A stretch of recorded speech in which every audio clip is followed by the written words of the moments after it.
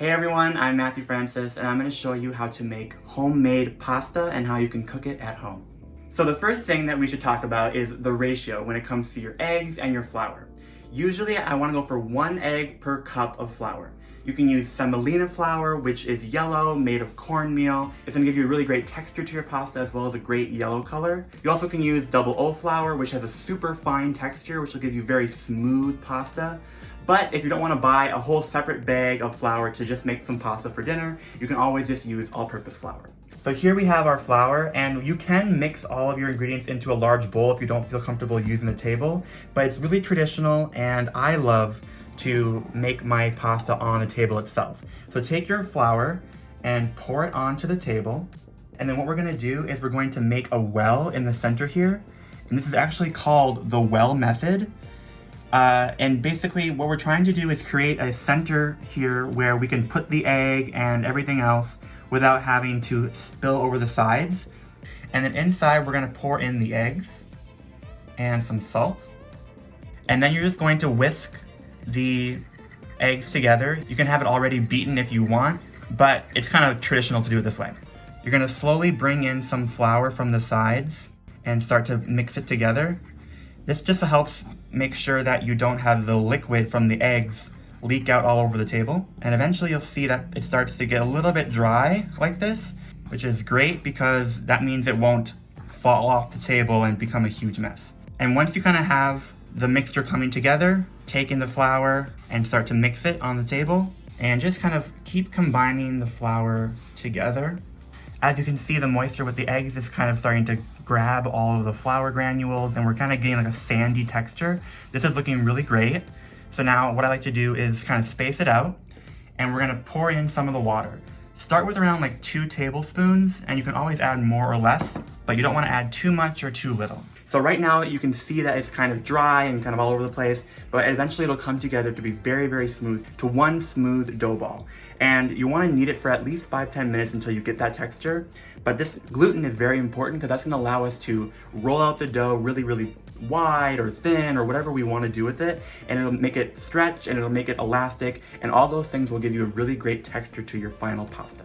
So our dough is much more smooth now. It's kind of ready to go. So what we're going to do is wrap it in some saran wrap and then put it in the fridge so it can rest and that gluten can kind of relax a little bit. And that's gonna give us a really great texture to our pasta later on. Okay, so our pasta dough has rested in the fridge for over 30 minutes. And you can tell it's like much softer than before, has a little bit more give, the dough is more elastic, and that's exactly what we want. So I'm gonna put it onto the surface here. This will probably serve like 10 people, so I'm gonna cut this into smaller chunks. So when it comes to fresh pasta dough, there's hundreds of different shapes, different noodles, different contraptions you can make with pasta dough. But today I'm gonna roll it out by hand for those of you who do not have a pasta machine. So here we go. How I like to do that is I start off with the dough, make sure it has some flour on it, and I kind of press it flat, and then we'll take a rolling pin. This is not like pizza dough where you're trying to make a big long round dough. We're kind of trying to just get a long sheet of pasta. And since of course there's a lot of moisture from being in the fridge, you might need to add more flour every now and again. You want to make sure it's dry enough that it doesn't stick to the board. And then just keep rolling it out. And literally you want to roll out pasta as thin as you can go. If you ever have some stickage from your pasta to your rolling pin or table, make sure you always add more flour. And I usually flip it every now and again. So this is 1/4 of our dough using 2 cups of flour and 2 eggs. I'm gonna cut it in half now because I think this length is pretty good. And what you're gonna do is just fold it up like this, and you're gonna take a sharp knife and cut some strips. So here we have our cut strips of linguine, and then I like to just kind of fluff them up like this and maybe add a little bit more flour. And we can put it onto a tray like this. And I like to keep them in kind of serving size bundles so that we're able to know that we'll feed at least 8 people here.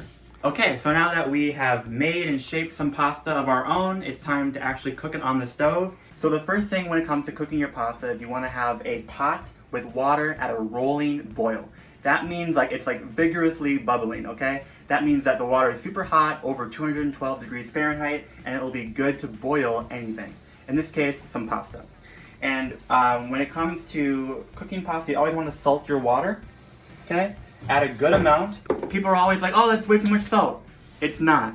Only a fraction of that salt or that sodium will actually touch the pasta, but it's important to season the water now. It should taste like ocean water, like seawater. Even if you add cheese or sauce later on to your pasta, if you don't season it when it's cooking, it's really gonna have a bland flavor. So it's really important that you do that when you're cooking it. Okay, so now we're gonna actually add in our pasta, and we're gonna do it in batches. So maybe like 1 or 2 or 3 clumps at a time. If you put it all in at once, you're gonna drop the temperature of your water way too quickly, and your pasta is just gonna kind of be lukewarm, and it's gonna kind of like maybe poach or just kind of steam and not actually boil at a rapid heat. So we have our seasoned pasta water, and I'm gonna go in with 2 clumps of our fresh pasta.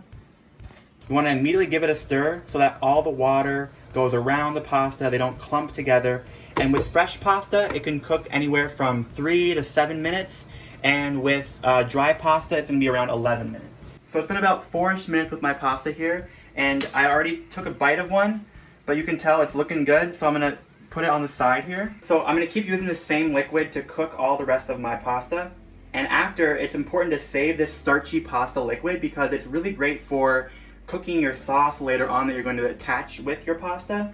It's going to make the pasta sauce stick to the noodles much better. Some people like to put oil on their noodles, and that actually isn't a great thing to do, because if you do that, it like allows them to not stick together, which is what people want, but then your sauce also won't stick. And that's when you see spaghetti and you like put the sauce on top and all like the liquid goes to the bottom, it's all watery.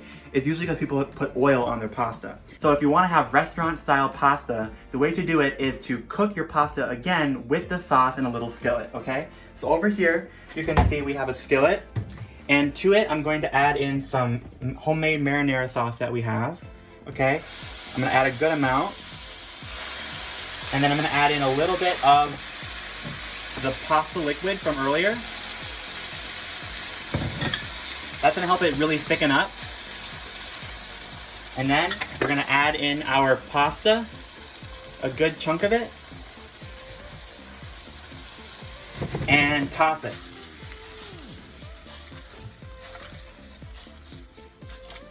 Look how great that looks. You can even add a little bit of some Parmesan cheese in there. Toss it some more. And then we're gonna go right into a bowl.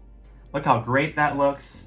Everything is sticking together. We have no water leaking down. You can add as much sauce or cheese as you want. I kept it kind of simple. We'll put a little bit more cheese on top, and then I'll put a little bit of fresh basil on top, maybe some cracked pepper. And there we go, there's some fresh homemade pasta. It's light, it's fluffy, and dry pasta's perfectly fine, but just when you go fresh, it's like incredible. And I love having the sauce cooked with it so it really clings to the pasta. It really makes it out of this world. If you enjoyed watching this video, please subscribe to Allrecipes. We make a ton of great recipe videos that are gonna be super helpful at home in the kitchen. And don't forget to press that notification bell so that if you like our videos, you don't miss any of them. And down in the comments below, tell me what type of pasta you would make at home if you could make your own. I'm Matthew Francis, and I'll see you next time. Bye-bye.